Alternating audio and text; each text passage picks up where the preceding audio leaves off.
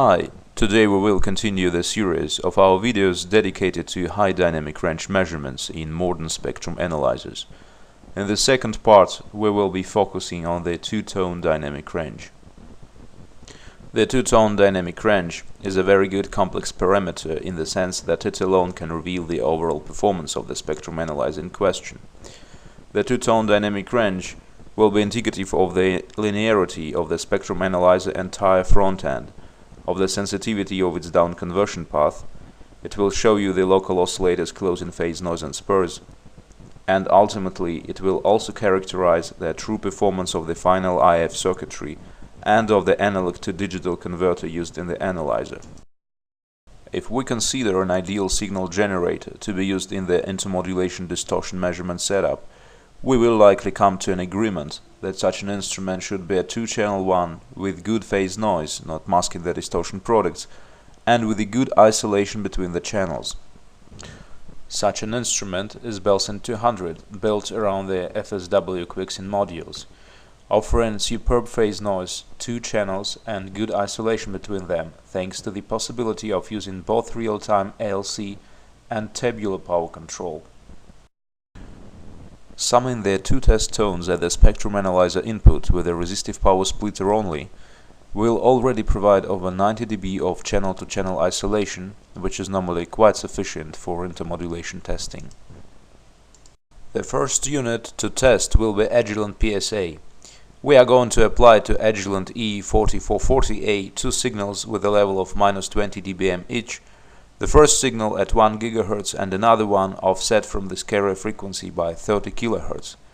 By pressing a special soft key on the synthesizer touchscreen, we lock the two channels in frequency, with channel 1 being the master. Since the loss through the power splitter is roughly 6 dB, we should set a power level of -14 dBm in each synthesizer channel to obtain the required value of -20 dBm. We tune to our test signal, setting a span value of 300 kHz. This span is wide enough to identify intermodulation distortion products not only of the third order but also of the fifth and seventh orders, which might be also of interest. Then we set the reference level equal to the amplitude of each of the two test tones, that is to -20 dBm.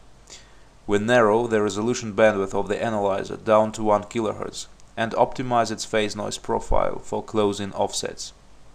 We finally switch off the input attenuator to get a real picture of the distortion products generated in the analyzer internally.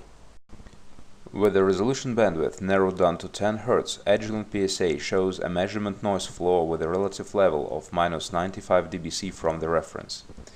This noise floor is mainly affected by the phase noise of the analyzer local oscillator. Now, one can easily discern the third-order distortion components, which rise above the floor by almost 20 dB.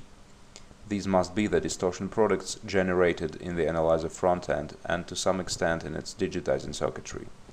Using delta marker, we find that the relative level of these IMD components is -78 dBc. This corresponds to a TOI, third-order intercept point, of +19 dBm. This is an excellent value for a high-end spectrum analyzer. Next, we are applying our two-tone test signal to the second spectrum analyzer in our test, which is SK4 240M. Please note that this is exactly the same measurement setup. In the second analyzer, we replicate the same measurement settings. That is, we set 300 kHz span, -20 dBm reference level, and 0 dB input attenuator. An interesting thing to note is that SK4 240M provides a relative measurement noise floor close to 90 dBc already in 1 kHz resolution bandwidth. With 100 Hz resolution, we will already obtain the same dynamic range of 95 dBc between the noise floor and the reference level, which in the Agilent case we've been able to achieve only in a slower 10 Hz resolution bandwidth.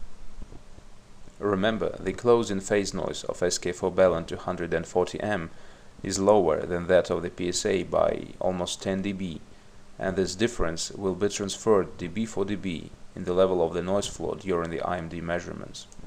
With a 10 Hz resolution bandwidth, SK4Balun 240M will provide almost 105 dB of dynamic range between the reference level and the noise floor. It is clearly visible that the RF down conversion path of SK4Balun 240M has a somewhat lower relative level of third order in the modulation components, but at the same time there are 4 spurs with a relative level of -90 dBc, which are symmetrical about our two-tone test signal, and these are the such-called ADC-related spurs. They normally become more pronounced in a digitizing system when the ADC is not driven to its full vertical scale. Measuring IMD, it is always preferable to keep the noise floor level lower than the expected value of IMD products by 10 dB at least. This will secure that the IMD components of interest won't get cancelled with the instrument noise.